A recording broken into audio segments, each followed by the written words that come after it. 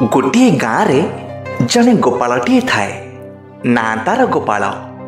गाँरे तार चाष जमी न थाए, केवल 4टी गाई पाली थाए। सबुदिन गाँ गोचर जमी को गाई चरेइबाकु निए, कुंडा तोराणी दिए। कहिबाकु गले दिन राति गाई मानंकर सेवा करे, सेइथिरु ता घर चले। गाई मानंक ठारु जेतिकी क्षीर पाए ताकू गाँरे नागुआ मानंकु दिए। बड़का क्षीर रे ता स्त्री घरे बसी पेड़ा तैयारी करे, आउ सेई पेड़ा को गोपाल पाख बजार रे गोटे पाइकारी दुकान रे बिकी देई आसे। एमिति एमिति गोपालर बेपार चले। सुखे दुखे दुई प्राणी चली जाती।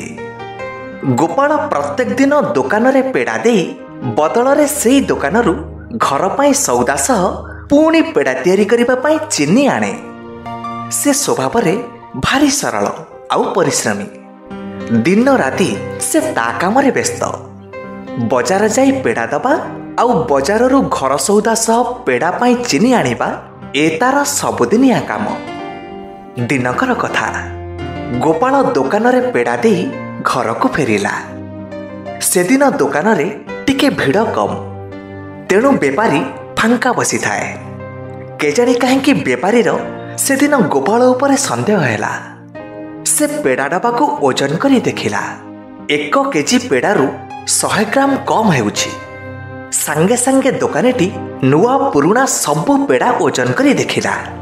उपरे 1 केजी लिखा हैछि, हेले ओजन कला बेलकु सबु 900 ग्राम, पूरा 100 ग्राम घोटाला। से गोपाल को जड़े सरल और सचोट बोली भाबुथिला, तेणु से केबे पेड़ा ओजन करेनी। हेले गोपालटा तो पूरा ठक। दोकानीटी गोपाल उपरे भीषण रागिगला। दोकानी भाविला, एमिति से जेबेठु मते पेड़ा दउछि सेबेठु ठकुछि।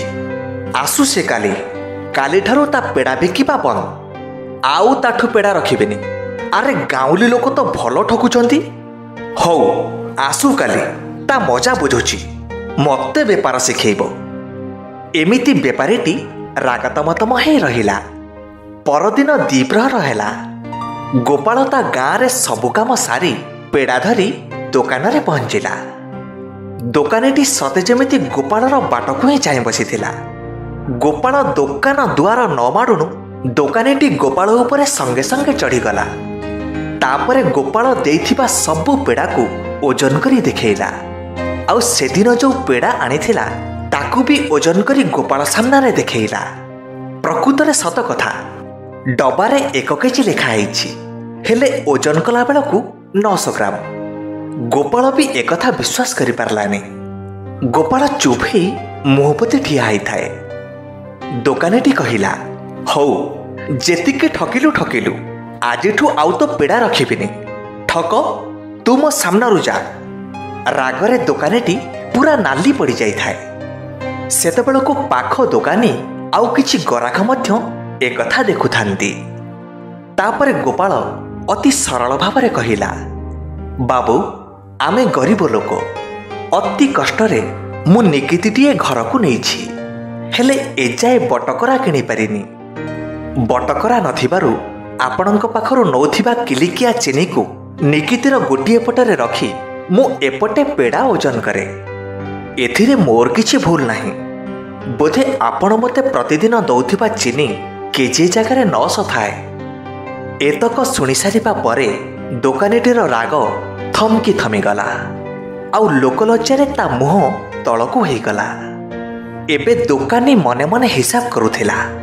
चीनी केजी 20 टंका, हेले पेड़ा केजी 200 टंका। जदि मु चीनी 100 ग्राम रे 2 टंका मारुथिली, बदल रे पेड़ा 100 ग्राम पाई मु 20 टंका खेती सहुथिली। तेणु कथारे अछि, अन्य को टंकाटिए ठकिले निजर 100 टंका जाए। कर्मफल रे विश्वास करबा न कर, किंतु एकथा सत जे निज भल कामर गोटिए गुण पुणी निज पाखकु 100 गुण हेई फेरिब। आउ निजर खराब काम पाई खराब फल निश्चय भोगिब। तेणु जेमिति बुणिब सेमिति काटिब।